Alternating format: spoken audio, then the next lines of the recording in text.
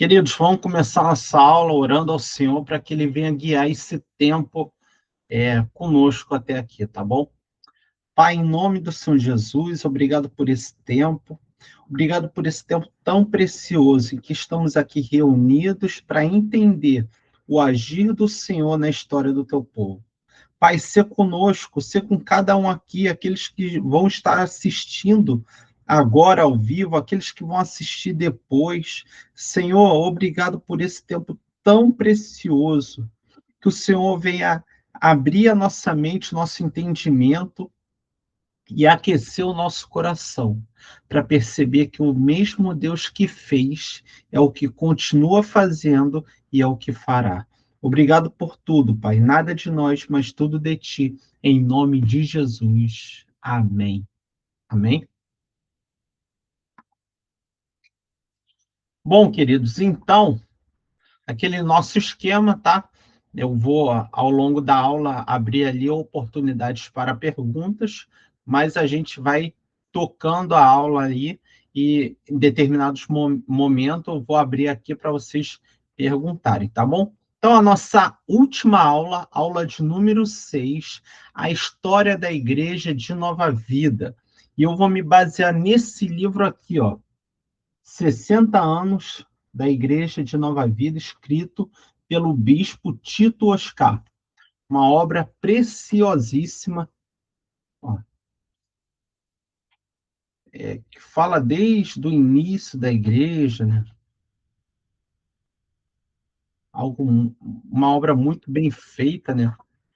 E que eu creio que vai edificar muito vocês. É o meu livro que eu uso para essa aula de história da Nova Vida, tá bom? Então, esse livro tem na Amazon ou em algum sebo, tá? Esse que vocês estão vendo no slide é nada mais que esse aqui, ó, Bispo Robert Macalister, ou como o brasileiro chama, Roberto Macalister, tá? Então, essa aula ela é importantíssima porque é a partir da Nova Vida, quem era membro da Nova Vida e que vai sair dessa igreja, são figuras como Edir Macedo, R.R. Soares, e a gente vai ver se realmente a Igreja Nova Vida foi o berço do neopentecostalismo, a mãe desse movimento ou não, tá? A gente vai ter algumas conclusões para tirar ao longo dessa aula, tá? Então, além de fazer parte da denominação que eu pertenço, a Nova Vida, né? Hoje ela já se dividiu em algumas Nova Vidas, né? Mas tem como ênfase o comum, né, é que todas tiveram como fundador esse que você está vendo aqui na foto, o bispo Robert Macalister. Bom, Robert Thomas Macalister, ele nasce em 13 de agosto de 1930 na cidade de Ontário, no Canadá, numa família de tradição evangélica. E desde cedo ele demonstra interesse pelas escrituras e por uma vida de consagração cristã. Ele vai ingressar no seminário pentecostal, a Central Bible College, ligada às Assembleias de Deus lá nos Estados Unidos, e vai receber essa forte influência do movimento que vai derivar lá da Rua Azusa, que a gente viu na aula passada. E ele era um missionário. Um missionário é aquele que vai percorrendo nações, levando a mensagem do Evangelho. Em 1956, Robert Macalister foi missionário em Paris, na França. E ao retornar de Paris para Charlotte, a sua cidade na Carolina do Norte, nos Estados Unidos, continuou com missões, cruzadas evangelísticas e algumas vezes pregou na igreja dos seus pais, até que ele vai receber um convite do pastor Harold Williams, em 1958, para participar de uma campanha evangelística no Maracanãzinho, no Rio de Janeiro. Ele só havia estado no Rio de Janeiro por ocasião da sua lua de mel, e agora ele está voltando ao Rio, junto com o pastor Harold Williams, que era um pastor da Quadrangular, que o convida para essa campanha evangelística, né?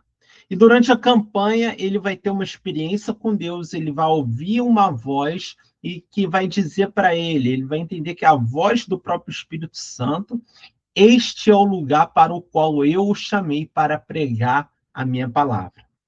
E ainda sem entender muito, ele é sensível a essa direção de Deus, mas ao final da campanha, da cruzada evangelística, ele teve que voltar para os Estados Unidos, pois a sua filha tinha acabado de nascer. Mas decidido, então, a cumprir o chamado, um ano depois, em 1959, ele veio para o Brasil com a sua esposa Glória, essa que está na foto, e os seus filhos, Walter e Ethan Ann. Então, ele vem para o Brasil. Primeiro, ele vai para São Paulo. Gente, depois eu vou mandar para vocês os slides, tá? Essa foto aí não é do bispo Robert McAllister, tá? Ela tá trocada, tá? Vocês me perdoem aí. Tá? Então, ele chega ao Brasil, ele vai para São Paulo, e ele, juntamente com o missionário Harold Williams, em Santos, eles foram presos, acusados de curandeirismo, e foram morar, então, eles foram soltos, né? Foi uma prisão ali em flagrante, responderam em liberdade, foram soltos e vieram, então, para o Rio de Janeiro, e o missionário Robert McAllister, que à época nem era bispo, foi morar no bairro de Santa Teresa, e foi ali que tudo vai começar, vai se desenvolver. Chegando à cidade, ele vai pregar na Assembleia de Deus de São Cristóvão. Quem é do Rio sabe que até hoje essa igreja existe, uma igreja bem grande da Assembleia de Deus de São Cristóvão. Dali as portas começam a ser abertas para aquele jovem pregador canadense, né?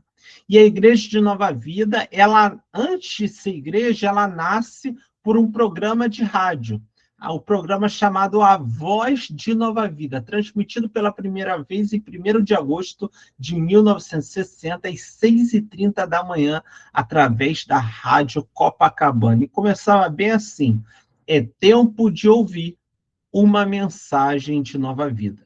E a primeira transmissão ocorre com essa frase, que fica característica dos programas que o missionário McAllister vai fazer, né? E é interessante que ele falava inglês. E agora ele está falando para uma audiência que fala português. Então, ele vai entrar num curso intensivo de língua portuguesa, com foco em conversação, por um período de 8 horas diárias, durante 3 meses, para poder fazer a locução do programa, que iria durar 15 minutos. Esse que vocês estão vendo aqui na foto é o pastor Valmir Cohen. Hoje ele é pastor da igreja Fé para Todos, ali na Avenida Dom Helder Câmara, em Del Castilho, próximo à Catedral da Igreja Universal, ali do outro lado da rua. Uma igreja que até no dia de hoje até está passando por uma expansão ali, por obras, né, para ficar um pouco mais confortável. E o pastor Valmir Cohen, ele estava à época com o missionário McAllister, e ele trabalha ali escrevendo, perdão, gente, escrevendo o que o missionário vai falar. Então, ele entendia em inglês o que o missionário queria falar, ele escrevia em português e dava para o missionário Robert McAllister ler nesse programa, que durava 15 minutos. Ele falava o seguinte, que tudo era feito com muita unção, como se ele mesmo estivesse falando e não apenas lendo. A gravação dos primeiros programas foi realizada na casa do próprio missionário McAllister, tendo como um dos estúdios o quarto, que era forrado com cobertores, as janelas forradas ali também com cobertores, com papelão, para tentar abafar o barulho dos ruídos dos carros na rua, né? E o impacto foi tão grande das mensagens que o bispo teve que fazer, eu falo bispo, tá, gente? Mas na época ele era missionário, ele teve que fazer 2 programas, um às 6h30 da manhã e outro às 18h30. E no ano de 1963, 3 anos depois, ele vai sentir a vontade de alcançar com a mensagem de nova vida, com o avançar do evangelho pelo Brasil todo. Então, ele vai transferir o programa para a Rádio Mairink Veiga e depois a Rádio Guanabara. A grande dificuldade era conciliar, à época, a mensagem evangélica em meio a outros programas religiosos, principalmente programas espíritas, né? E aí foi então que nasce o desejo de ter agora uma emissora própria, o que se efetiva com a compra da emissora Rádio Relógio em 1967. A época era de propriedade do famoso locutor César Ladeira, e a Rádio Relógio, à época, ela tinha algumas limitações, porque tinha em vigência um contrato com o Observatório Nacional, que a cada, por exemplo, a cada minuto, né, entrava o horário oficial de Brasília e anunciava a hora oficial do Brasil. Era um contrato, a Rádio Relógio foi comprada com esse contrato do Observatório Nacional em vigor. Esse contrato ele continuou mesmo após a compra, o bispo fazendo os programas, então ele falava durante um período de 50 segundos, nos 10 segundos finais entrava então a Iris Gutierrez e anunciava a hora oficial do Brasil.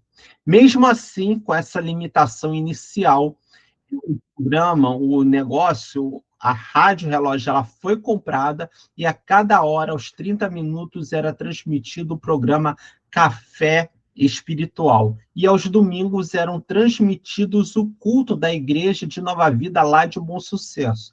Gente, lembrando, eu vou falar com vocês aqui, a Rádio Relógio ela foi comprada em 67. A igreja, a primeira igreja Nova Vida, ela foi fundada em 7 de março de 65. Então, em 67, já existia igreja e já existia a transmissão do culto da igreja de domingo de manhã, tá? Para efetivar a compra, olha só esse testemunho como foi incrível. O pastor McAllister ele viaja para os Estados Unidos para pedir ajuda às igrejas amigas, às igrejas irmãs dos pastores que ele conhecia à época lá nos Estados Unidos, né? Depois de pregar numa das rádios de um dos seus amigos, né? Ele fez o apelo falando sobre a oportunidade de ter uma emissora evangélica no Brasil. Até então, nenhuma igreja evangélica era proprietária de um veículo de comunicação no Brasil, tirando, é claro, a Igreja Católica, né? E uma senhora lá nos Estados Unidos, ouvindo que o pastor Robert McAllister falava dessa oportunidade da compra da Rádio Relógio, ela telefona para o programa, né? E pedindo que o pastor a visitasse e entrega para ele uma sacola cheia de dólares. Tinha 10 mil dólares. Gente, em 1967, isso era muita coisa. E até hoje eu considero bastante coisa, tá? Que representava as economias de toda uma vida dessa senhora.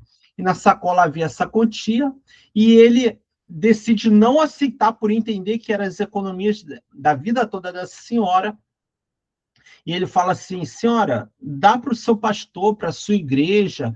Não, o meu pastor nunca me pediu. Eu estou dando para você comprar lá a Rádio Relógio. Então, ele entendeu como um sinal de Deus para a aquisição da Rádio Relógio. O bispo Tito Oscar, nesse livro aqui, ó, ele fala, ele lamenta que a venda da Rádio Relógio, a compra foi um grande milagre de Deus. E a venda dessa Rádio Relógio foi como rasgar uma página da história da denominação Nova Vida, né? E das rádios para as praças. Bom, milhares de pessoas falavam sobre a pregação e suas vidas eram transformadas. Eu não sei se vocês vão lembrar a época. O pessoal está entrando aqui. Deixa eu permitir. Pessoal, desculpe a demora aí, tá? Eu só provei agora, porque eu já estava engatado aqui. Era do tempo do meu avô, não sei se vocês vão lembrar, meu avô ficava ouvindo o jogo, botava o celular aqui, ó. Celular não, né? O rádio, né? Botava o radinho de pilha aqui e ficava ouvindo o jogo. Hoje a gente fica olhando o celular lá, né? Assim, com a tela, com os olhos na tela, né? Naquele tempo era o radinho de pilha no ombro, ouvindo o jogo. Isso era muito comum. Meu avô ficava e as pessoas pegavam o trem, as pessoas pegavam o transporte público e iam ouvindo lá a programação. E o que viralizava no radinho de pilha era a mensagem do pastor Robert McAllister, né? Então, muitos procuravam a rádio para buscar, então, uma orientação espiritual, fazer um gabinete espiritual com o pastor Robert McAllister. Então, ele vai ver essa necessidade de atender os seus ouvintes e ele vai alugar no edifício central, ali no centro, uma sala comercial. Esse edifício existe até hoje, é shopping de informática, né? Na Avenida Rio Branco, 156. Ele vai alugar uma sala para atender os seus ouvintes. O fluxo de pessoas era tão grande que não era mais possível permanecer apenas na rádio ou no escritório alugado. E para saber quantas pessoas ouviam o programa, ele vai fazer um encontro dos amigos do pastor Roberto, na Praça Sans Pena, na Tijuca, e ficou conhecido como o primeiro culto de Nova Vida. Depois ele agenda uma reunião ao ar livre no coreto do Jardim do Meia e encontra ali uma grande multidão e teve uma grande experiência ao começar a orar em seu ainda limitado português. Uma mulher que era cega, ela passou a enxergar e vários outros milagres aconteceram. E se iniciava oficialmente fora da rádio a chamada Cruzada de Nova Vida. Após, então, o encontro em praça pública, o bispo decidiu alugar um espaço para reuniões semanais no auditório da ABI. O encontro da Cruzada de Nova Vida, dos cultos, era realizado no domingo, no 9º andar da Associação Brasileira de Imprensa, às 14h30, na Rua Araújo, Porto Alegre, número 71. Inclusive, passei lá na frente esses dias e essa história que eu conto aqui para vocês eu pude conhecer em loco, né? E o primeiro culto na ABI foi feito no Dia das Mães, no dia 14 de maio de 1961. Note que o bispo Roberto fazia o culto ali às 14h30 de domingo. Por quê? Porque ele não queria pescar crentes de outras igrejas. As pessoas vinham para a Cruzada de Nova Vida, né? Pessoal, só peço que desligue o microfone, por gentileza, tá? As pessoas vinham para a Cruzada de Nova Vida, era um culto que era realizado domingo à tarde, e quando elas aceitavam Jesus, fossem batizadas ali, ele orientava a buscar uma igreja próximo à sua casa. Só que essas pessoas começaram a não fazer isso. Elas utilizavam da Cruzada de Nova Vida a sua congregação. E aí o auditório sempre ficava lotado, né? E a ordem do culto foi sempre a mesma que se conhece até hoje. Quem aqui está assistindo a minha aula e é da Nova Vida sabe como é que é a ordem do culto. Louvor, oferta e mensagem. É a lei das orações e dos testemunhos, né? E é interessante que na Nova Vida não se passa o gasofilaço, a sacolinha da oferta. Não, agora o áudio está de boa, Michele. Não se passa a sacolinha da oferta. Era o pastor que ficava à frente e recebia das mãos das pessoas as ofertas, os dízimos e apertava a mão. Isso dava proximidade do pastor com as suas ovelhas, com os membros ali, né? Em 1961, o pastor Robert McAllister anuncia que estava retornando para os Estados Unidos pois o compromisso financeiro das igrejas que o financiavam havia terminado. E ele fala isso num culto. Num culto. No auditório da ABI, né? Ele fala, pessoal, olha só, as igrejas que me financiavam, os ministérios que me financiavam para fazer a Cruzada de Nova Vida, parou, cessou. E já no auditório da ABI, né? Ele fala isso e faz-se um silêncio assim, né? Todo mundo muito triste. Chega um senhor, e ele pega a sua carteira, naquele tempo não existia Pix, TED, DOC, né? A pessoa andava com dinheiro vivo, né? O depósito de dinheiro era o dinheiro físico lá no caixa do banco, né? Então as pessoas andavam com muito dinheiro na carteira. Ele pega a sua carteira, chega diante da plataforma que o pastor Robert McAllister está e abre toda a sua carteira e deposita todo o seu dinheiro ali. Engraçado que o pastor Robert, ele não tinha falado, ele não tinha pedido oferta, ele não tinha falado isso para pedir oferta, ele estava falando que a partir daquele momento, como a ajuda financeira americana havia cessado, ele iria voltar para sua terra. E as pessoas que estavam ali ficariam com os pastores das igrejas próximas da sua casa. Só que esse senhor que não é identificado e que o bispo Tito relata no livro de 60 anos, elas chegam e depositam, esse senhor, ele chega e deposita toda a sua quantia. A congregação segue o exemplo e faz o mesmo. E ali ele entende que não é o financiamento estrangeiro que vai fazer com que ele fique ou não no Brasil, mas é a ação de Deus. Então ele decide ficar no Brasil por entender que não era um ministério estrangeiro que o sustentava, mas a presença de Deus que provia para a vida dele. E, mesmo assim, ele vai ver a necessidade, então, de não ter só um auditório, para fazer a cruzada de Nova Vida, vai ver a necessidade de ter um templo mesmo. E como a maioria das pessoas que frequentavam lá o auditório da ABI eram do subúrbio carioca, ele vai achar um terreno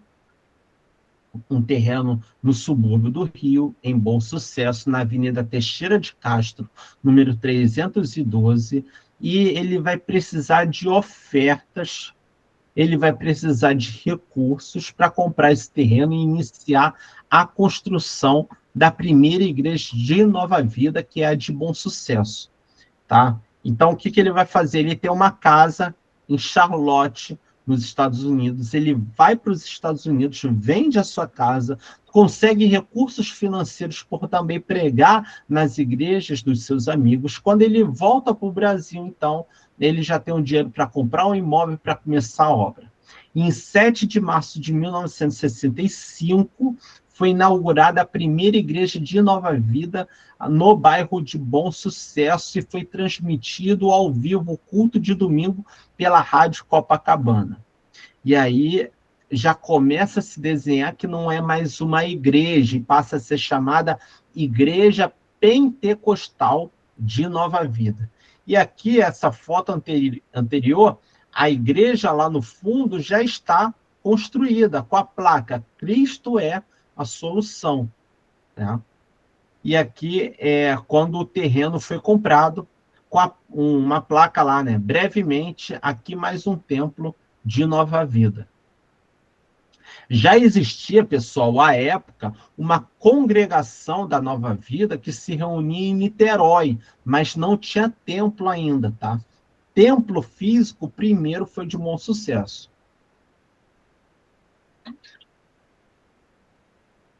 Então, foi construído o Templo de Bom Sucesso em 65. A Cruzada de Nova Vida, ela se transformava em Igreja Pentecostal de Nova Vida e, posteriormente, Igreja de Nova Vida. A visão dada ao missionário Robert McAllister, o Brasil para Cristo em nossa geração, e a cada mudança de nome e de endereço crescia a convicção de que aquele trabalho iniciado na rádio havia sido confirmado por Deus. E aí ele foi também pioneiro na TV no Brasil. A Nova Vida foi pioneira na transmissão na televisão brasileira. No ano de 73, 1973, o primeiro programa evangélico brasileiro de TV foi ao ar pela TV Rio no canal número 13. E quem era o apresentador, juntamente, né, era o pastor Tito Oscar, e ia ao ar aos sábados, às 13h40 da tarde. A Cruzada de Nova Vida já utilizava a transmissão de TV, que o bispo ele fazia, né, à época pastor, a dublagem das pregações do pastor T.L. Osborne, lá dos Estados Unidos, e quando o pastor Robert McAllister viajava para os Estados Unidos, trazia as fitas cassetes da gravação do culto do missionário T.L. Osborne, que era inglês, ele traduzia, fazia a dublagem e transmitia na TV, tá? Mas agora há um programa onde o apresentador é tanto ele quanto o pastor Tito Oscar, que hoje é o bispo Tito Oscar, né? A Igreja de Nova Vida, então, ela sempre atuou com firmeza também na produção literária e de revistas.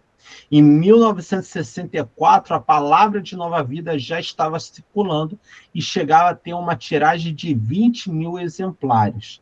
Fora a produção de livros, a Experiência Pentecostal, os Alicerces da Fé, a Aliança da Fé, a Experiência Pentecostal, a Possessão de Medo, a Possessão de Demônios, Crentes Endemoniados, a Nova Heresia, ou seja, já tinha uma produção literária muito grande, por causa também de uma produção literária anterior americana que chegava ao Brasil, e o bispo pastor, né, à época,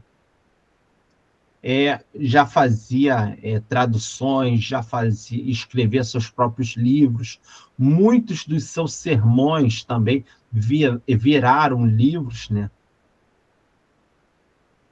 E o bispo Roberto, ele tinha, gente, um histórico de doença cardíaca. Ele havia feito 3 operações de ponte safena, e na terceira ele faleceu no dia 13 de novembro de 1993, não resistiu, e aí parece que ficou um vazio na Nova Vida.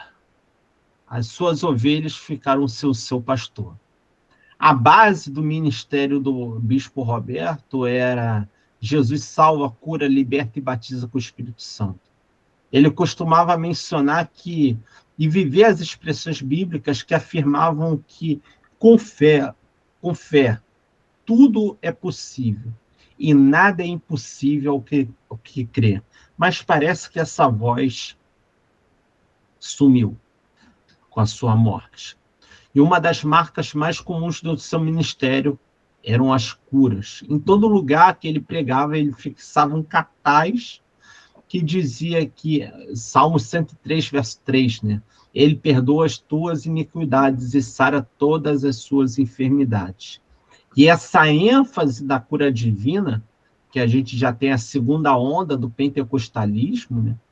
Que é o batismo com o Espírito Santo mais a cura divina, né?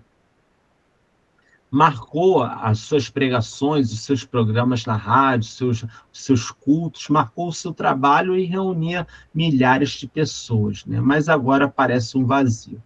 E qual seria, então, já até falei aqui com vocês, né? A classificação da Nova Vida, a classificação como segunda onda. A Igreja de Nova Vida se afirma como parte da segunda onda do pentecostalismo brasileiro, também chamado de deuteropentecostalismo, que é a experiência do batismo com o Espírito Santo, afirmado pelos pentecostais clássicos, seguido da cura divina, né? que Deus também cura. Então, apesar de alguns atribuírem o rótulo de mãe ou pai ou berço do neopentecostalismo, a Nova Vida ela é encaixada, né, como pentecostalismo de segunda onda, né? Já quase indo para a terceira onda, porque algumas práticas realmente, como a oração com um copo de água, o uso, por exemplo, da Arca da Aliança, a questão que práticas que nós vemos na, nas igrejas neopentecostais, algumas já eram adotadas na Nova Vida, como, por exemplo, a oração copo de água, a oração na peça de roupa do familiar, né? A oração na foto de um familiar era muito comum no início da Nova Vida. Então, ela é aquela igreja que está na transição do pentecostalismo de segunda onda para o neopentecostalismo. Mas aí eu vou falar com vocês o que acontece. Quem era membro da igreja de Nova Vida, da igreja de Bom Sucesso, era o Edir Macedo e o Ronildo Soares, o R.R. Soares. E eles começam a ter uma... Como é que eu posso falar? Uma influência, creio que seja a melhor palavra, uma influência teológica a partir de pregadores da teologia da prosperidade e pregadores que enfatizam a batalha espiritual norte-americanos, como Kenneth Reagan, como E.W. Kenyon, como Kenneth Copeland, o próprio T.L. Osborne. Então, eles começam a ter essa influência da teologia da prosperidade e da batalha espiritual. Da batalha espiritual não é que eu estou dizendo que isso não exista, tá, gente? Batalha espiritual existe, mas aquela ênfase neopentecostal de entrevistar o capeta, né? Aquela ênfase de fazer um show com a pessoa manifestada, né? Então, eles, como estão dentro da nova vida, eram somente membros, não tinham qualquer função de liderança dentro da nova vida. Durante um período em que o bispo Robert McAllister está nos Estados Unidos e quem está à frente da Igreja de Bom Sucesso é o pastor Tito Oscar, eles levam a proposta, então, influenciados pelas pregações norte-americanas de teologia da prosperidade, batalha espiritual, eles levam essa proposta para o pastor Tito Oscar, que rejeitam essa proposta de batalha espiritual e de teologia da prosperidade. A resposta do pastor Tito é o seguinte, que o foco da nova vida era o discipulado. Não muito contente de ter ouvido essa mensagem, eles saem da membresia da nova vida e vão fundar, começando lá no Coreto do Meia, posteriormente na abolição em 1970, a Igreja Universal do Reino de Deus, e depois sai de dentro da Igreja Universal do Reino de Deus o R.R. Soares e vai fundar a Igreja Internacional da Graça de Deus. Perceberam como se deu essa divisão? Então, a gente tem que diferenciar origem de origem teológica. A origem deles era da nova vida. E a origem teológica deles? Influência norte-americana de pregadores da batalha espiritual e da teologia da prosperidade. Obviamente que essa influência existia em algum nível também no próprio bispo Robert McAllister, como, por exemplo, a oração com copo de água, consagrar peça de roupa de familiar que está afastado, que está doente, orar em cima da foto, né? Todos já tinham contato, de alguma forma, com essa teologia, mas a ruptura se dá a partir de Edir Macedo e R.R. Soares, que eram membros da Nova Vida e não tinham algum tipo de liderança, e por isso a Nova Vida é rotulada por sociólogos como Paul Freeston e Ricardo Mariano como mãe do movimento neopentecostal, mas a gente tem que pensar se é mãe realmente ou se foi só a origem, se foi só a primeira igreja desses fundadores do movimento neopentecostal, que hoje é universal e é internacional da graça de Deus. Enquanto as igrejas da primeira geração, os pentecostais, se firmaram entre as classes mais carentes, a Nova Vida adentrou, então, na classe média. Terreno em que não era ocupado por pentecostais à época, né? Mas eram mais ocupados, a classe média, por presbiterianos, batistas, metodistas. Em 18 de agosto de 1876, o pastor Robert McAllister foi ordenado, então, ao episcopado por um presbitério composto pelo reverendo David Dupress e o reverendo John L. Mears, dois reverendos que vão promover também, junto ao Vaticano, o encontro entre pentecostais e católicos em 1976, onde, antes do evento, né, o pastor Robert McAllister é sagrado, ordenado ao episcopado, né? Em 1993, com o falecimento do bispo Robert McAllister, isso que eu estou falando agora, pessoal, da divisão, está neste livro aqui, tá? Não é invenção da minha cabeça, está neste livro. Então, com o falecimento do bispo Robert McAllister, o seu filho, o bispo Walter, foi reconhecido como sucessor do seu pai por um colégio de bispos, sendo ele tido como bispo primaz da denominação, bispo principal da denominação. Porém, 3 anos depois, em virtude de diferenças administrativas, a igreja ela se dividiu em 2 grupos.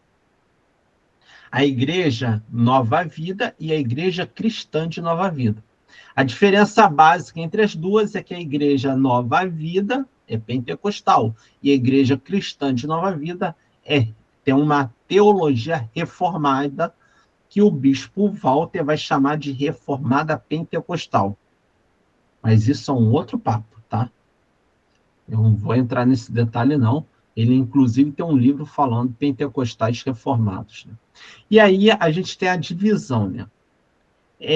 A primeira igreja era pentecostal de Nova Vida. Depois ficou só igreja de Nova Vida, que é esse Visão. Quando o bispo Robert McAllister morre em 93, falece,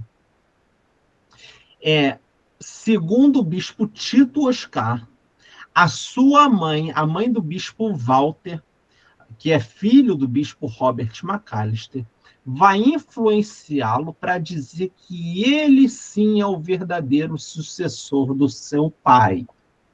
E aí 13 outros bispos, vão dizer que ele, o bispo Walter, é o bispo principal da denominação. Tempos depois, essa questão não vai ser aceita, até porque quem era o auxiliar direto do bispo Roberto McAllister, quando ele estava vivo, era o bispo Tito Oscar. Era o segundo ali, como um bispo auxiliar direto do bispo Robert McAllister, o bispo Tito. E aí, isso segundo o bispo Tito, que ele conta nesse livro, tá? Que a mãe do bispo Walter teria influenciado o próprio Walter a chamar para si essa responsabilidade de ser o bispo primaz da denominação. Um grupo de 13 bispos vão dizer que ele, então, é o bispo primaz.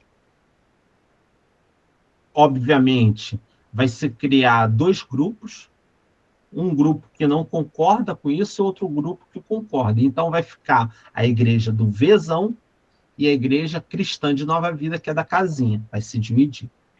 A partir dessas 2 igrejas, outras igrejas vão romper e vão se dividir também. E aí a gente vai ter várias divisões dentro da Nova Vida. Tem a igreja Nova Vida Família da Fé, da qual eu faço parte, alguns aqui fazem parte, que saíram da igreja do Vezão, que era chamada, que era denominada, né, como Conselho dos Bispos de Nova Vida. E a Igreja Cristã de Nova Vida, Aliança de Nova Vida. Então, tem os bispos da Igreja do Vezão, esse conjunto de bispos da Igreja do Vezão era chamada de Conselho. E os bispos da Igreja Cristã de Nova Vida era chamada de Aliança. Tá? Hoje, a Igreja do Vezão, ela voltou a ser Igreja Pentecostal de Nova Vida. Tá? Ela tem esse símbolo com uma chama e uma cruz no meio, escrito Igreja de Nova Vida, que é a de Botafogo, por exemplo, que era o grande centro administrativo da Igreja de Nova Vida. E a Igreja Família da Fé, em 2011, o bispo Jorcelino Queiroz, ele não expõe os motivos, ele se desvincula do conselho da Igreja do Vezão. Tá? Resumindo muito, é isso, tá, gente? Só que, qual é a denominação lá do sociólogo Ricardo Mariano, que eu falei com vocês? Que a Nova Vida faz parte da terceira onda do neopentecostalismo. Diante disso tudo que nós falamos, há que se pensar novamente nessa classificação. Se a classificação é a partir do surgimento da Universal ou a partir do surgimento da Nova Vida, tá? 3 pilares do neopentecostalismo. A batalha espiritual, essa ênfase de ficar dando ibope, entrevistando, colocando o demônio para pregar, a pessoa manifestada, atribuir que todo tipo de sofrimento humano é culpa de encosto, né? Isso aí é a teologia da batalha espiritual. Outra ênfase do neopentecostalismo, essa teologia da batalha espiritual não estava presente na Igreja de Nova Vida. A teologia da prosperidade poderia estar, de alguma forma, dentro da Igreja de Nova Vida? Sim, poderia. Mas ela ganha muito mais força e notoriedade a partir da Igreja Universal do Reino de Deus. E a flexibilização dos costumes, dos usos e costumes, com o neopentecostalismo, há um rompimento com os usos e costumes do pentecostalismo clássico. Tá? Então, para se definir neopentecostalismo, a gente tem 3 requisitos: a teologia da batalha espiritual, a teologia da prosperidade e a flexibilização dos costumes. A Igreja de Nova Vida, segundo o bispo Tito Oscar, não tinha teologia da batalha espiritual. Então, ela poderia, ao máximo, ser denominada uma igreja de transição entre a segunda onda e a terceira onda do pentecostalismo. Tá, pessoal? E chegamos ao fim da nossa aula. Gente, vou deixar agora abertos para perguntas, tá? Se vocês, por assim, acharem necessário, abre o microfone e pode falar aí, tá? Graça e paz. Tá me ouvindo? Graças a Deus, não, estou te ouvindo. Uma pergunta. O bispo, ele foi criado em sua juventude em qual denominação? Na Assembleia de Deus. Eu não peguei Até essa que ele palavra. vai para o seminário Central Bible College, que era um seminário que tinha professores que experimentaram o avivamento da Rua Azusa. Entendi. Perfeito. Eu quero fazer uma pergunta também. A primeira onda é o pentecostalismo. O deuteropentecostalismo, ele é considerado também o pentecostalismo clássico? Não, meu querido, não.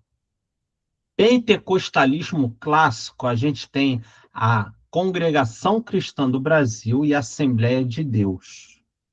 Deuteropentecostalismo ou pentecostalismo de segunda onda, a gente já vai ter a Quadrangular, a Deus e Amor, como principais expoentes. Qual é a diferença teológica de uma para outra? As duas acreditam no batismo com o Espírito Santo, só que a segunda onda, ou deuteropentecostal, acredita, além do batismo com o Espírito Santo, que Deus também cura, tá? Então, essa é a diferença. Entendeu, Alessandro? Entendi.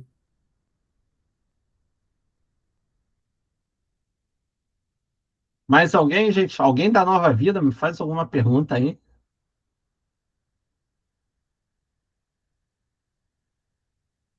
O pessoal da Nova Vida já teve essa aula comigo lá no Seminário Avanço. Então, me permita, por favor. Foi muito interessante essa divisão aí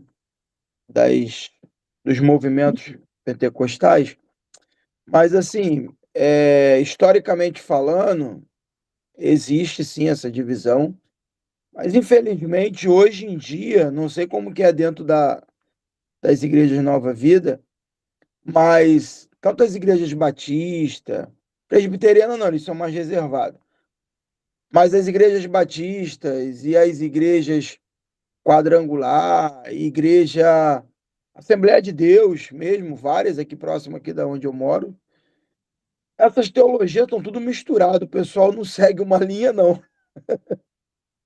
Com certeza, Rodrigo, com certeza. É tudo misturado. Assim, eles nem sabem o que eles estão fazendo, essa é a verdade. Eles nem sabem, nem sabem. Eu estou numa transição agora, que eu saí de uma igreja e estou indo para outra, e eu vejo que as pessoas, todos os lugares que eu passo, as pessoas são completamente perdidas. Eu não estou falando de membresia, não, estou falando de pastores, tá? Pastores que fizeram o seminário, mas eles não seguem uma corrente teológica. Não, Não, isso é não. muito comum. Hoje, isso é muito comum, Rodrigo, muito comum. Você vai numa igreja Assim, congregacional, por exemplo, você vai ver pastor lá arminiano, pastor pentecostal, pastor reformado, pastor de origem batista reformada, pastor pentecostal. É uma salada mista total. Hoje já misturou muito, tá? e aí eu vejo que isso acaba, assim, é, contribuindo para vários problemas de interpretação. Eu vejo de uma forma pelos panoramas que foi citado aí durante este curso. Eu vejo que para ter essa confusão mental sobre teologia, poderia ser os novos artefatos que eles estão achando nas escavações. Então estão saindo esses muitos rumores de teologia, né? Que eu até conheci um pouco da teologia da libertação, que é dada pela Igreja Católica. Não, não vamos descambar agora para a Igreja Católica, não, Alex. No meio evangélico, se tem muita linha teológica, tá? E aí, cada pastor, cada liderança tem as suas influências teológicas e trazem isso para as denominações nas quais estão inseridos. Isso aí. Mas qual é a grande solução para isso? E que eu vejo que a presbiteriana foi muito feliz nisso, da Igreja IPB do Brasil, né? É uma confissão de fé. Delimitar o que nós vamos crer. A Assembleia de Deus tem a confissão de fé da Assembleia de Deus. Os batistas têm a confissão de fé de Londres de 1868, né? Então, eu vejo que quando a gente tem uma confissão de fé, a gente delimita aquilo que a própria Escritura dá margem para a gente pensar diferente. Entende? Todos vão falar só na Escritura, mas existem pontos nas Escrituras que não ficam tão evidentes assim. E aí a gente precisa dos credos e das confissões para a gente delimitar o que a gente vai acreditar e como vai acreditar. Então, eu vejo como uma boa saída a confissão de fé. Eu faço uma comparação aqui ao, ao movimento de fraternidade da Igreja Católica, que a Igreja Católica, assim, durante a sua expansão pelo colonialismo e tal, as colônias que foram feitas, na sua expansão, ela meio que perdeu o controle, ao ponto que muitas igrejas católicas hoje em dia não têm noção do que aconteceu nos concílios, que se crê no Vaticano, e o padre perdeu o controle. Eu vejo que isso acontece no meio evangélico também. Nós estivemos lá num congresso de 5 dias na ADEJA, na Assembleia de Deus lá, e eu vejo que eles têm uma preocupação muito grande para manter esse controle da confissão de fé da igreja, porém, é necessário que sempre haja os congressos, sempre haja alguns cursos, porque a pessoa começa a descambar, começa a sair da linha. Isso acontece muito. Infelizmente, a expansão ocasiona isso. Olhando para a Assembleia de Deus, o que a gente vê hoje? Produção literária, uma faculdade, seminários assembleanos que estão procurando dar à identidade pentecostal uma cara, um rosto. E isso tem que ser algo contínuo. Em comparação à Assembleia de Deus, a Nova Vida é um bebê. Pelo menos a minha denominação, ela não tem nem 40 anos. É um bebê. A gente ainda está caminhando. Está caminhando, né? Eu estava. Se for olhar para o Batista, então, a primeira Igreja Batista do Rio vai comemorar 146 anos. Só do Rio de Janeiro. Olha para os batistas mundiais, então. Eu vejo que, assim, eu tenho observado muito justamente essas linhas, né? Eu vejo que, infelizmente, essas discrepâncias acontecem em igrejas que buscam sua independência e são desfiliadas das convenções. Uma igreja que está dentro de uma convenção, ela geralmente mantém mais a linha, compreende? Por exemplo, na Batista, existem Batista, aqui onde eu moro, a Convenção Batista Meritiense, São João de Meriti, mais próximo daqui, a Convenção Batista Do Rio. Belforrochense, né? Então, e as Assembleias de Deus também têm suas convenções, mas eu tenho visto, tanto na Batista quanto na Assembleia de Deus, muitas igrejas desfiliadas de suas convenções. Então, ela não segue linha nenhuma, entendeu? Eu estava até relatando aqui com um ímpio sobre essa confissão de fé que os irmãos estão citando aí. É o arrependimento ao batismo, não é isso? Não, meu querido, confissão de fé, depois dá um Google aí. É a confissão de fé que cada denominação tem a sua, que diz o que nós vamos crer. Não tem, o batismo está dentro da confissão, tá? Depois dá uma revisitada aí no Google que você vai ver alguns exemplos de confissão de fé. A mais conhecida é dos batistas e a confissão de fé de Westminster, tá? Confissão de fé é um documento da igreja, da denominação, que diz no que nós cremos, tá? Pessoal, mais alguma coisa? Dúvidas? Questionamentos? Hoje é a última aula, né? Hoje é a última aula. Poxa, não pode acabar, não.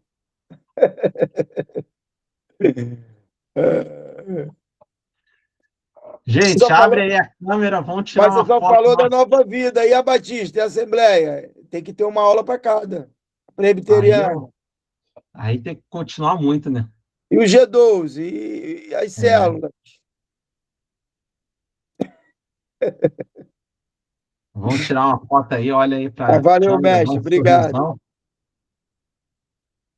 1, 2, 3 e... Oi. Maria, Michele, Denis, Rosivone, Alessandro, Cláudio, Rodrigo. Deixa eu ver quem mais está aqui. Outro Rodrigo, Maria, Lenice, Fabrício, meu irmão, Elisângela, Galileu. Foi um Os dois prazer Rodrigo sou imenso. eu. Um é para a câmera e o outro é Ah, para tá. o áudio. Foi um prazer imenso ter estado com vocês aqui, esses 6 encontros, os irmãos que assistiram gravado depois, tá? Foi um prazer imenso. E fica no grupo, pessoal, que quem sabe mais para frente a gente não faz outro curso lá, né? Ou sobre história da igreja, ou sobre algum outro assunto, tá? A gente vai pensando aí coisas para estar junto novamente, tá bom, pessoal? Foi um prazer imenso e eu espero que vocês possam também estar lá me marca lá no Instagram, @profvinitropiano, bota a foto lá, marca também, me chama lá qualquer dúvida, tá bom? Grande abraço, pessoal, fiquem com Deus e saibam que foi um prazer imenso ter estado com vocês até aqui, tá bom? Abração, professor. Valeu. Boa Abração. noite a todos. Boa noite, professor. Boa Obrigado. noite, muito Deus te obrigada. abençoe, muito obrigado pela oportunidade.